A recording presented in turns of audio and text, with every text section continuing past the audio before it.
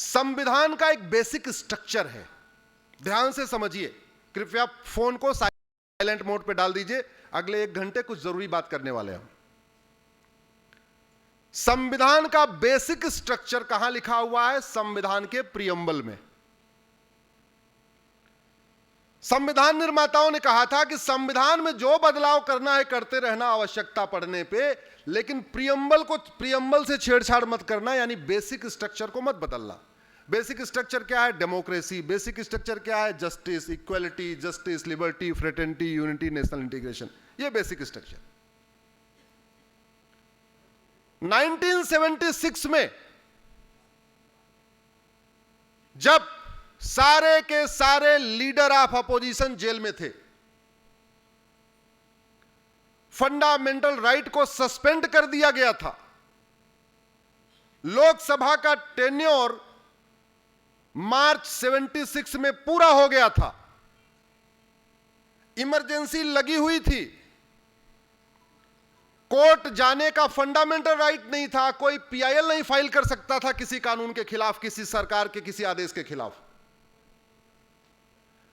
Electronic media के नाम पे केवल दूरदर्शन था, उसको कंप्लीट बैन किया हुआ था। सरकार जो चाहती थी दूरदर्शन केवल वही दिखाता था।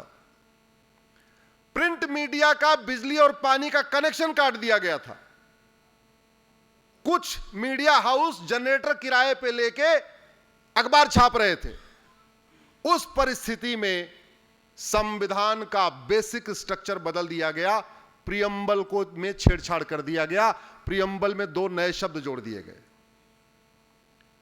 इमरजेंसी के दौरान मेरा यह कहना है कि अगर पार्लियामेंट प्रियम्बल में कुछ जोड़ सकती है, इसका मतलब पार्लियामेंट प्रियम्बल में कुछ घटा भी सकती है। अगर एक बार प्रियम्बल में छेड़छाड़ शुरू हो गई, आपने सेकुलर जोड़ दिया, आपने सोशलिस्ट जोड़ दिया, इसका मतलब अगली बार आपको बहुमत आएगा तो आप डेमोक्रेसी भी निकाल दोगे। इसलिए मेरा यह कहना है, जो प्रियम्बल में छेड़छाड़ हुई है उसको ठीक करने की जरूरत है, ये सोशलिस्ट और सेकुलर को निकालने की जरूरत है, क्योंकि प्रियम्बल बेसिक स्ट्रक्चर है। जो इमरजेंसी के दौरान बेसिक स्ट्रक्चर से छेड़छाड़ हुई है उसको दोबारा ठीक करने की जरूरत है। प्रियम्बल में बदलाव करने की अनुमति देना यह बहुत खतरनाक है। अगर कुछ जोड़ा जा सकता है तो कुछ घटाया भी जा सकता है। इसलिए मेरा यह मानना है प्रियम्बल में बदलाव जरूरी है, और हमने इसी ग्राउंड पे चैलेंज किया है। कल सुनवाई है, हमने कोर्ट में यही कहा, जब लोकसभा का टेन्योर मार्च में खत्म हो गया 76 में, तो दिसंबर 76 में वो कौन लोग थे जो वोटिंग कर रहे थे? अरे जब टेन्योर ही पूरा हो गया 5 साल का, विल ऑफ द पीपल खत्म हो गई, तो ये कौन लोग हैं जो लोग इसमें वोटिंग कर रहे हैं? उनको राइट ही नहीं है। अल्टीमेटली लोकसभा का टेन्योर 5 साल का होता है। टेन्योर बढ़ाने के लिए संविधान में कोई संशोधन नहीं हुआ, तो फिर जिन लोगों ने वोटिंग किया वो वोटिंग ही गलत है। अब चलो सुप्रीम कोर्ट जो करेगा करेगा, लेकिन अगर इसी काम को पार्लियामेंट से ठीक कराना है तो आपको 2/3 बहुमत चाहिए। यानी दोबारा जो प्रियम्बल बदला गया उसको ठीक करने के लिए, जो बीमारी इसमें डाली गई, जो समस्या डाली गई, उसको करेक्ट करने के लिए कितने चाहिए? 400। राज्यसभा में कितने हैं? 117। याद कर लीजिए। इसलिए लोकसभा में कितने चाहिए? टोटल चाहिए 521। तो अगर 400 पार होगा तब जाके प्रियम्बल में जो गड़बड़ी हुई वो ठीक हो पाएगी। भारत के संविधान में भगवान राम का चित्र था। भारत के संविधान में भगवान कृष्ण का चित्र था। भारत के संविधान में भगवान नटराज का चित्र था। भारत के संविधान में हनुमान जी का चित्र था। भारत के संविधान में 24वें तीर्थंकर भगवान महावीर का चित्र था। भारत के संविधान में गौतम बुद्ध का चित्र था। भारत के संविधान में सम्राट अशोक का चित्र था। भारत के संविधान में राजा विक्रमादित्य का चित्र था। भारत के संविधान में राजा भरत का चित्र था, जिसके नाम पे हम भारत कहते हैं। भारत के संविधान में छत्रपति शिवाजी महाराज का चित्र था। भारत के संविधान में गुरु गोविंद सिंह का चित्र था। भारत के एक संविधान के एक पन्ने पे गुरुकुल बना हुआ था। भारत के संविधान के एक पन्ने पे नालंदा यूनिवर्सिटी बनी हुई थी। भारत के संविधान के एक पन्ने पे राजा भगीरथ का चित्र था, वो गंगा जी को उतार रहे हैं। भारत के संविधान के एक पन्ने पे हड़प्पा, मोहनजोदड़ो और सिंधु बना हुआ, सिंधु संस्कृति बनी हुई थी। और उन सारे चित्रों को निकाल दिया गया। दोबारा उन चित्रों को जोड़ने के लिए 521 सांसद चाहिए। दोबारा कितना करना पड़ेगा? 521। इसलिए लोकसभा में कितना चाहिए अब की बार? अब आप में से बहुत सारे लोग ये सोच रहे होंगे चित्रों को जोड़ने और निकालने से फर्क क्या पड़ता है। हो सकता है कुछ लोगों के दिमाग में आ रही बात, क्या फायदा, ठीक है चित्र निकाल दिया तो क्या, बहुत फर्क पड़ता है। अरे भगवान राम का इसमें चित्र होता तो प्राइमरी के सभी स्कूलों में देश भर में रामचरितमानस और रामायण पढ़ाने पे कोई विरोध कर पाता क्या? जोर से बोलिए जरा। अगर भगवान कृष्ण का चित्र रहा होता तो भगवत गीता को पढ़ाने पे कोई हाई कोर्ट या सुप्रीम कोर्ट इस पे रोक लगा सकती थी क्या? अगर भगवान नटराज का चित्र रहा होता, हनुमान जी का चित्र रहा होता, सुबह की प्रार्थना में हनुमान चालीसा अगर हमारे बच्चे गाते, कोई रोक पाता क्या? भगवान महावीर की शिक्षा को हम पढ़ाते प्राइमरी स्कूल में, गौतम बुद्ध की शिक्षा को पढ़ाते, Jain the 5 tenets of Jainism हम स्कूलों में पढ़ाते, द 5 टेनेट्स ऑफ बुद्धिज्म हम स्कूलों में पढ़ाते, द 5 टेनेट्स ऑफ सिखिज्म हम स्कूलों में पढ़ाते, द 5 टेनेट्स ऑफ हिंदुइज्म हम स्कूलों में पढ़ाते। कोई रोक पाता क्या? नहीं। वो चित्र इसलिए जोड़ना जरूरी है। और एक बात और याद रखिए, अगर ये चित्र नहीं होते तो 76 में इसमें सेकुलर जोड़ा जा सकता था क्या? जोड़ा ही नहीं जा सकता था। इसलिए पिताजी ने चित्र हटाया और बेटी ने इमरजेंसी लगा के संविधान का बेसिक स्ट्रक्चर बदल दिया। अगर ये और झूठ कैसी, उल्टा चोर कोतवाल को डांटे, ये झूठे कहते हैं 400 पार हो जाएगा तो संविधान बदल जाएगा। अरे झूठो, 400 पार इसलिए चाहिए, तुमने जो इसमें नकारा काम किया, तुमने जो गलत काम किया है उसको ठीक करने के लिए 400 पार चाहिए। तुमने संविधान को बदला है, तुमने चित्रों को हटाया है, तुमने भारत की संस्कृति को बर्बाद करने के लिए काम किया, तुमने भारत की परंपरा को बर्बाद करने के लिए काम किया।